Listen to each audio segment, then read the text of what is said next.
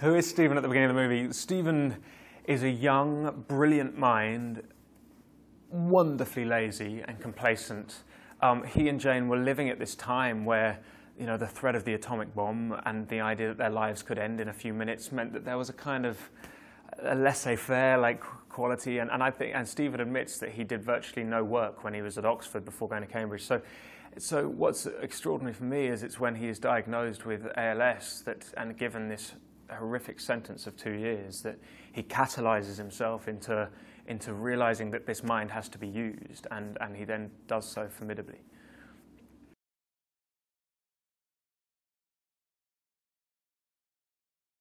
Well, the preparation was totally intriguing on this. There were many dimensions to it. The first side was trying to understand the science, and I met with one of Stephen's old students who's now a professor at Imperial in London, and he would talk me through the intricacies of string theory and space-time, and I'd be like, no, imagine I'm 7 years old. Like, talk to me like I'm 6, because I gave up science when I was a child. So understanding that side of it was one aspect.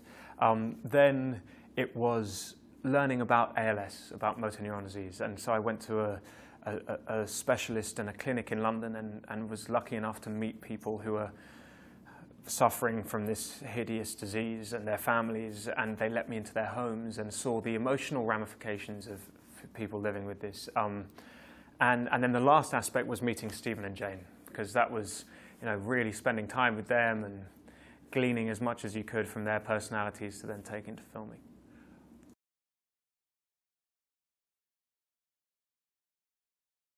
Well, I mean, for me, when I read the script, I thought I was going to be reading a biopic of Stephen Hawking, and actually it was this stunning depiction of the most unconventional love story I've ever read, and it for me it's an analysis and celebration of love, but in all its guises, in young love, in hugely passionate love, in love of subject matter, love of family, but also the failings and the boundaries of love. And I thought it was very real in that sense. And even though their scenario is very specific and unique, there is a human element to it.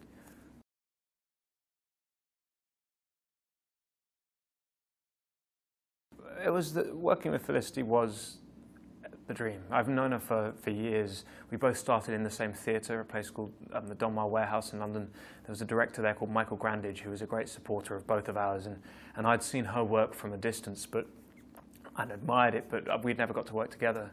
And then when we did, it was just wonderful, particularly because these two people were so symbiotically kind of attached that having someone that you trusted and knew, she was a friend, so we got on so well.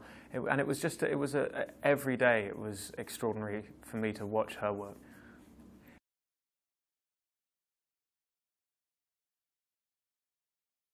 I love James Marsh.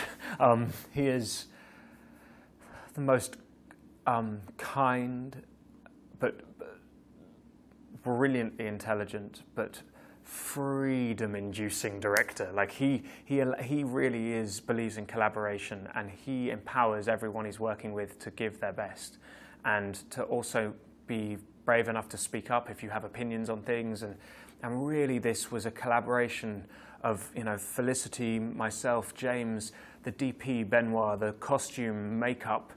Every department had to work together, even more so than any film I've ever done. So he conducted all of that.